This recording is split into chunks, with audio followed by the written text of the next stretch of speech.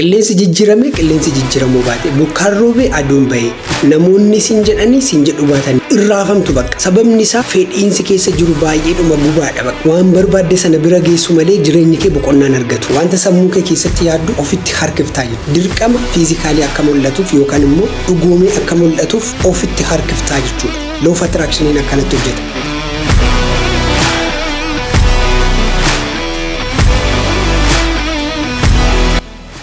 Yoyaa harka fuunee akkam jirtu nagaa keessanii arras sirgaa bareedaa baay'ee sin fayyadu sinii qabadde dhiyaadeera baay'ee sin fayyada baay'ee sin gargaara jedhee yaada.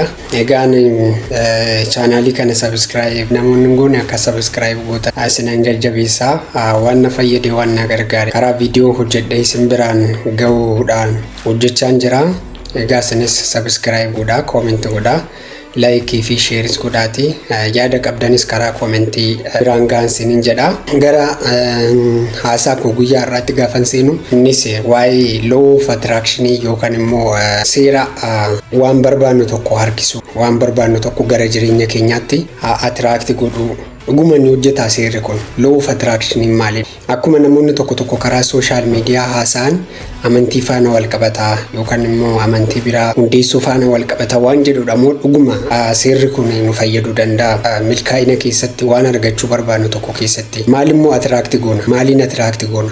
Law of attraction kun eessatti uumama jalqaba akkamitti attract goona akkamitti itti fayyadamuu dandeenya waan jedhu anis yaalee hojiirra oolchuudhaaf yaalee na fayyadeera dhuguma na jijjiireera.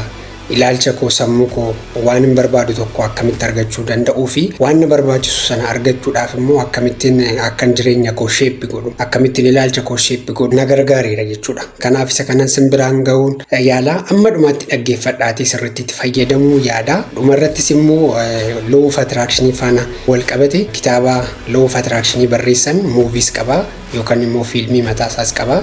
Fiilmichas liinkii isaa commentii jalatti siniin ka'a amma dhumaatti na faana turaan siniin jedha. Law of attraction jechuun waan barbaannu tokko waan ta'uu barbaannu tokko sammuu keenya keessatti uumnee waan sana argachuudhaaf immoo waan sana bira gahuudhaaf immoo yookaan immoo nama ta'uu barbaanne tokko ta'uudhaaf jalqaba ofii keenya of sirreessinaa jechuudha. Fakkeenyaaf amma nuti namni ta'uu barbaannu tokko jira yookaan immoo iddoon gahuu barbaannu tokko jira yookaan immoo wanti akka jireenya keenya keessatti uumamu barbaannu tokko jira. Jalqaba maal goonaa of sirreessinaa jechuudha. Jalqaba maal goonaa ofii keenya of sirreessinaa jechuudha. Fakkeenyaaf amma namni qabeenya qabu tokko namni waan baay'ee horate tokko namni horii baay'ee qabu tokko namni waan baay'eedhaan beekame tokko akkamitti jiraata akkamitti hojjeta deddeebi'a kitaaba akkamii dubbisa. Law of attraction jireenya keenya keessatti akka hojjetu yoo barbaanne numatu jalqaba of sirreessaa jechuudha. Jalqaba ofii keenya sammuu keenya saganteessina sammuu keenya reprogram goonaa jechuudha. Kana jechuun sammuu keenya keessatti waan barbaannu tokko fakkiisaa uumna. Fakkeenyaaf amma mana akkamii barbaadda quality isaa akkamidha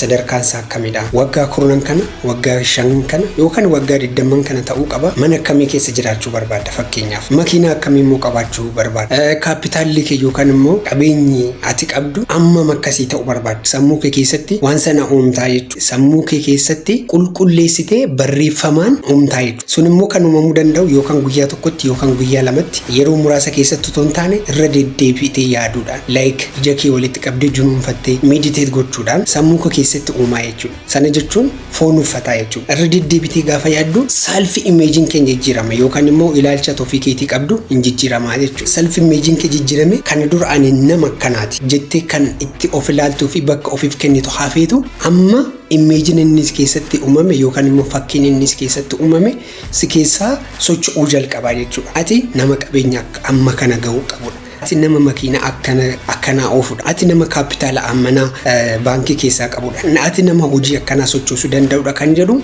si keessaa namootni ati wajjin yeroo kee dabarsitullee waan ati barbaaddu sana faana wal siif qabachaa deemaa jechuudha.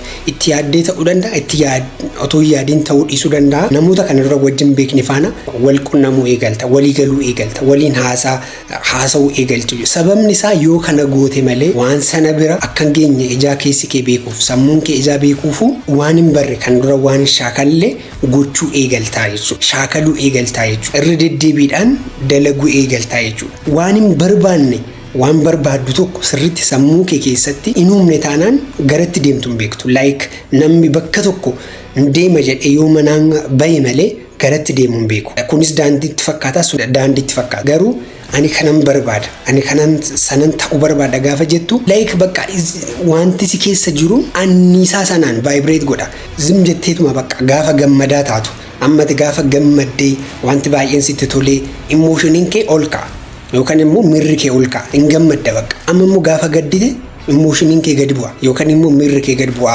annisaan kee gad bu'a wanti hundumtuu si jalaa haamilee dhabaa wanti hundumtuu si jalaa kukkufaa wanti hundumtuu dukkanaa adeemaa jechuudha gaafa garuu gammadaa taatu sadarkaan emotionii atirra jirtu ol ka'aa jechuudha waan nama gammachiisu waan namatti tolu waan mooraalee namatti horu waan gara fuulduraatti argattu yaaduu jalqabda jechuudha yeroo hundumaa amma gaafa sammuu kee waan baay'ee gaarii sadarkaan isaa olaanaa irratti fiksi goote waan sana irratti hiite gaddaa ta'uu hin dandeessu zim jetteetuma bakka nama yeroo isaa waan argirratti dabarsu ta'uu hin dandeessu sababni isaa yaada kee waan baay'ee olaanaa waan baay'ee qaalii ta'e irratti waan hiteef annisaa sana baastee fayyadamuutti keessi kee wixxirfata malee gaddeebitee hin gadditu yookaan immoo immoo dhukoof law of attraction faana wal qabeessiise Walt Disney maal jedha abjoochuu yoo dandeesse galmaan gahuu dandeessu jedha Tony Robbins barreessaa fi gorsaan namoota dhuunfaa addunyaa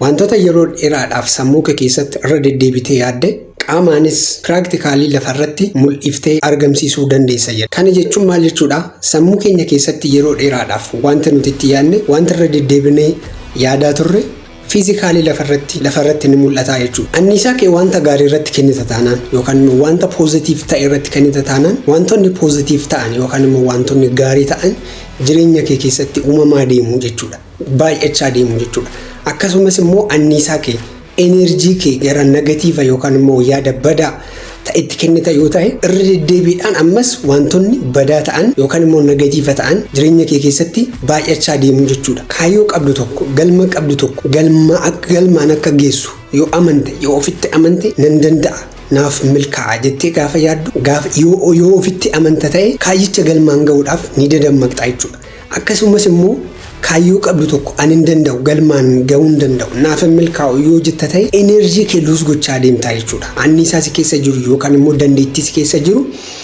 gad baaftee ittiin fayyadamtu jechuudha law of attraction akka maagneetiiti galma nuti qabnuu fi wanta nuti hojjechuu qabnu wal qabsiisee gara kaayyoo keenyatti kan nu harkisu akka maagneetiiti humna maagneetii faana wal fakkaataa jedhama law of attraction jechuudha what you think you attract wanta sammuu kee keessatti yaaddu ofitti harkiftaa jechuudha dirqama fiizikaalii akka mul'atuuf yookaan immoo dhugoomee akka mul'atuuf ofitti harkiftaa jechuudha law of attraction akkanatti hojjeta amma fakkeenyaaf namoota milkaa'oo namoota sadarkaa guguddaarra jiran naannoo keenyatti yoo baay'ifanne namoota milkaa'oo namoota kaayyoo isaanii galmaan gaatan naannoo keenyatti gaafa baay'ifannu sammuun keenyas milkaa'ina sammuu keenya keessatti uumaa deemaa jechuudha akkanuma namoota milkaa'in kaayyoo isaanii galmaan hin ga'atin naannoo keenyatti yoo baay'ifanne wanti isaan nutti haasa'aa oolan wanti isaan nuun jedhaa oolan wanti hunduu akka hin danda'amne wanti hunduu ulfaata akka ta'e wanti tokko galmaan ga'uu akka hin dandeenye nutti haasa'aa oolu jechuudha kana jechuun poozitiiva yaannu waan yaannu sana galmaan ga'uu hin dandeenyu jechuudha wanti tokko irra deddeebiidhaan gaafa fokas gootu yookaan immoo xiyyeeffannaa gaafatti kennitu wanti ajaa'iba ta'e sitti mul'ataa deema yookaan immoo uumamaa deema waan tokko baruudhaaf gaafa daandii isaa jalqabdu daandii kan biraa kan itti aanu argita ammas immoo daandicharra gaafa geessu ammas waan biraa sitti mul'ata maybe waan baay'ee baraa deemtaa jechuudha waa garuu jalqabuu qabda waa garuu daandii wayii garuu deemuu jalqabuu qabda jechuudha sammuu kee wanta gaarii irratti gaafa activate gootu wanticha akkaataa itti argattu hojiin sun akkaataa itti hojjetamu sammuu kee keessatti maal ta'a deema dadammaqaa deemaa jechuudha sababni isaa wanta ati barbaaddu sun innis si barbaada fakkeenyaaf wanti ta'e tokko akkaataa inni itti hojjetamu ni beekta taanaan siifis hojjetamu siifis ta'u siifis milkaa'u siifis galma garuu barbaada jechuudha wanti sun Tony Robbins seerota 6 lafa kaa'a Tony Robbins seerota harkisaa yookaan immoo seerota law of attraction 6 lafa nuukaa inni tokkoffaan unwavering desire yookaan immoo fedhii irraafamne qilleensi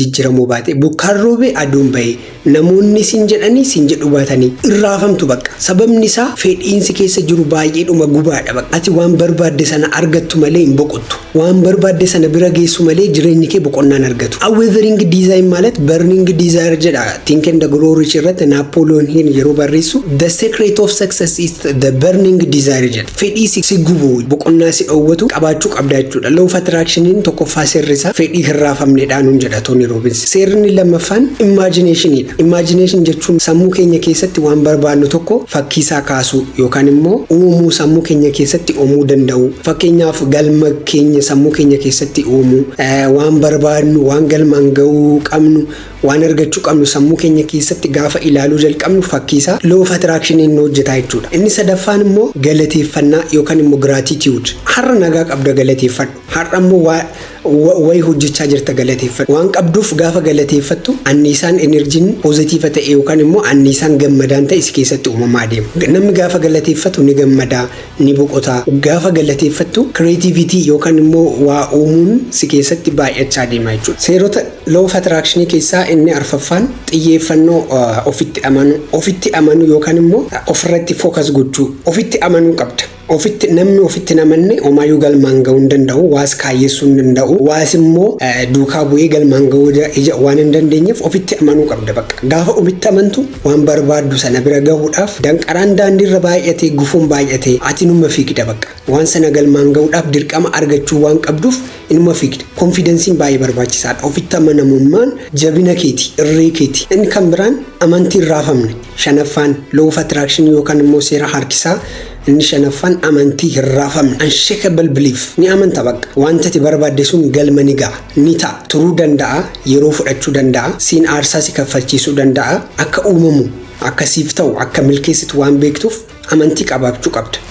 Amantii qabaachuu qabda. Wanti hundumtuu ni danda'ama jettee amantii qabaachuu qabda. Inni kun law of attraction isa shanaffaa. Kan biraan affirmationidha. Affirmation jechuun immoo mirkaneeffachuu. Otoo wanta tamma barbaaddu kun wanta ati argachuu barbaaddu wanta ati ta'uu barbaaddu jireenya kee keessatti otoo uumame akkamitti yaadda? Affirmi gochuu jechuun mirkaneeffachuu ta'eera bakka naaf ta'eera argadheera wanti nani barbaadu naaf milkaa'eera galma naa ga'eera jennee waan sana affirmi godhuudha jechuudha. Akka inni ta'uu beekne yookaan immoo ammayyuu wanta sun akka ta'e mirkaneeffachuudhaan sammuu keenya keessatti yaadu jechuudha. Wanta nani barbaadu naaf ta'e argadheera galma naaf ga'eera jennee affirmi gochuu ofii keenyaaf mirkaneeffachuu. Kana jechuun otuma wanta sunu uumamuu baate otuma wanta sunu ammallee jireenya keenya keessatti hin mul'anne too ta'e keessi keenya beekeera waan sana faana connect wal godheera jechuudha. Waan sana faana keessi keenya wal tuqeera jechuudha. Yaada keenya tuqeera jechuudha wanti sun. Gaafa otoo hin argin affirmi yookaan immoo mirkaneeffachuu jalqabnu wanti sun jireenya keenya keessatti realize yookaan immoo dhugaa ta'uudhaaf gara keenyatti socho'aa jechuudha. Law of attraction akkamitti itti fayyadamuu dandeenya? Akkamitti jireenya keenya keessatti fayyadamnee ulmaa keenya keessatti fayyadamnee akkamitti ittiin waan tokko galmaan ga'achuu dandeenya? Akkaataa isaan ittiin hojjetan sinittan himaa ammallee na dhaggeeffachuudhaan amma dhubaatti dhaggeeffadha. Akkamitti itti fayyadamuu dandeenya? Inni tokkoffaa wanta daangaa sitti godhu adda baasii bari. Fakkeenyaaf ilaalcha toofiif qabdu ta'uu danda'a. Isa namoonni siin jedhan ta'uu danda'a. Naannoo ati jirtu ta'uu danda'a. Sadarkaa ati ammarra jirtu ta'uu danda'a. Qabeenya ati har'a qabdu ta'uu danda'a. Daangaa wantoota sitti godhan adda baasii bari. Gaafa sana adda baas gaafa barte wanta tarra qabduu fi wanta tarra jirtu kun si bakka bu'uu akka hin dandeenye yoo beekte isatti boru barbaadduudha malee isatti boru ta'uu barbaadduudha malee nama tarra taatee fi wanta tarra qabdu siin bakka bu'uu hin danda'u. Inni kun daangaa sitti ta'a yoo ta'e isa kana adda baafattee baruun baay'ee barbaachisaadha jechuudha. Law of attraction yookaan immoo seera harkisaatti fayyadamuudhaaf inni lammaffaa rewrite your story. Yookaan immoo seenaa kee haaraa barreeffadhu. Isa kana dura ani akkasidha. Ani koo oddoo akkasitti dhaladhe. Ani jireenyi koo akkasidha. Ani sadarkaan barnootaa koo akkasidha. Ani beekumsi koo akkasidha jettee seenaa ofiif barreessitee ol kaawwatte har'a barreeffadhu. Ani nama milkaa'aa. Ani nama sadarkaa guddaa irra jiru. Ani nama gammadaadha. Ani nama waan hundumaa yoo hojjedhe milkaa'uu fi danda'udha jedhiti seenaa mataa kee barreessi. Isa kana gaafa barreessitu subconscious mindin kee dhaga'a jechuudha. Subconscious mindin kee isa sana gaafa dhagaa'e sammuu kee keessatti gaafa irra deddeebitee ittimte isatti ta'uu barbaadu kana si taasisuudhaaf enerjii si keessa jiru akkaataatti baaftee itti fayyadamtu si gargaaraa jechuudha. Anniisaati hin qabne beekumsaati hin qabne si kennuudhaaf subconscious mindin kee si gargaara. Seenaa kee haaraa barreessuu jalqaba. Inni sadaffaan seera law of attraction itti fayyadamuudhaaf shift your focus yookaan immoo wanta irratti focus gootu wanta irratti xiyyeeffattu jijjiiri. Xiyyeeffannoo kee yoo jijjiirte malee wanta barbaaddu wanta ta'uu barbaaddu iddoo ga'uu barbaaddu tokko ga'uu hin dandeessu argachuu hin dandeessu. Ufaati irratti xiyyeeffatta yoo ta'e kana booda milkaa'ina irratti nageenya irratti gammachuu irratti xiyyeeffachuu qabda jechuudha. Xiyyeeffannoo kee jijjiiri. Xiyyeeffannoon kee waan ati barbaaddu, waan ati ta'uu barbaaddu, waan ati argachuu barbaaddu qofa irratti ta'uu qaba jechuudha. Inni kan biraan create healthy habits. Amaloota fayyaalessa ta'an uumuu qabda. Kana dura amaloota gadhee, amaloota sin barbaachifne, amaloota sin fayyadne, amaloota karaa dheeraa sin deemsifne, araada adda addaa ta'uu danda'a, amala badaa adda addaa isa kana jijjiiruu qabda jechuudha. Amala fayyaalessa malee daandii dheeraa deemuu hin dandeessu. Daandii milkaa'inaa irratti homaa argachuu hin dandeessu. Daandii dheeraa deemuu hin dandeessu. Homaallee galmaan gahuu hin dandeenyeef amala fayyaalessa. Amalli kee akkamitti? Namoota faana waliigaluu dandeessaa, namoota faana haasa'uu dandeessaa, yaadota namaa ni kabajjaa, garaagarummaa jiru ni kabajjaa. Amaloota kee jijjiiruu qabda jechuudha. Amaloonni kee baay'ee fayyaalessa ta'uu qaba. Akka nama milkaa'aa tokkotti amala kee boocuu qabda jechuudha. Inni arfaffaa fi inni dhumaan law of attraction yookaan immoo seera harkisaa milkaa'ina keetiif fayyadamuudhaaf namoota milkaa'oo faana socho'i. Surround yourself with successful people. Namni abbuma faana oolu average hiriyoota isaati. Ati namoota milkaa'oo 5 faana oolta taanaan ati isa ja'affaa ta'uu keeti jechuudha. Namoota milkoofne 5 faana oolta taanaan ati isa ja'affaa nama milkoofne ta'uu keeti jechuudha. Hiriyoota yookaan immoo namoota milkaa'oo faana gaafa ooltu milkaa'ina yaadaa oolta, waan biraa yaaddu jechuudha. Atis akka isaanii ta'uudhaaf, waan isaan argatan argachuudhaaf, iddoon isaan irra ga'an ga'uudhaaf isa sana yaadda jechuudha. Kanaaf surround yourself with successful people. Isaan faana oolii, waan isaan gochaa oolan godhii, waan isaan taphachuu jaalatan taphadhu, sana gochuu qabda jechuudha. Egaan viidiyoon har'a isiniif qabadhee dhiyaadhe kana fakkaata. Itti fayyadamaan isiniin jedha. Law of attraction baay'ee hojjeta jechuudha. Baay'ee hojjeta. Namni waanuma ta'ee tokko ofitti harkisa, waanuma barbaadu tokko ofitti harkisa, waanuma jireenya kee keessatti akka mul'atuu fi akka ta'u barbaadu tokko jireenya kee keessatti uumamaa jechuudha. Namni waanuma yaadu ta'a. Namni waanuma irra deddeebi'ee yaadu ta'a. Waanuma sammuu keenya keessatti yaadnu taanee argamne jechuudha. Law of attraction baay'ee hojjeta. Namoonni tokko amantii faana wal qabsiisanii amantii seexanaati maal jedhu. Garuu kun akkuma seerota uumamaa fakkeenyaaf law of gravity akkuma namni wanta tokko gubbaarraa gaafa kufe gadi deema malee ol hin deemu. Negatiiva gara jireenya keenyaatti harkisuu barbaanna yoo ta'e waanuma negatiiva faana wal qabate waanuma nama aarsutu gara jireenya keenyaatti deema. Gammachuu barbaanna immoo yoo ta'e waanuma nu gammachiistu gara jireenya keenyaatti baay'ataa deemaa jechuudha.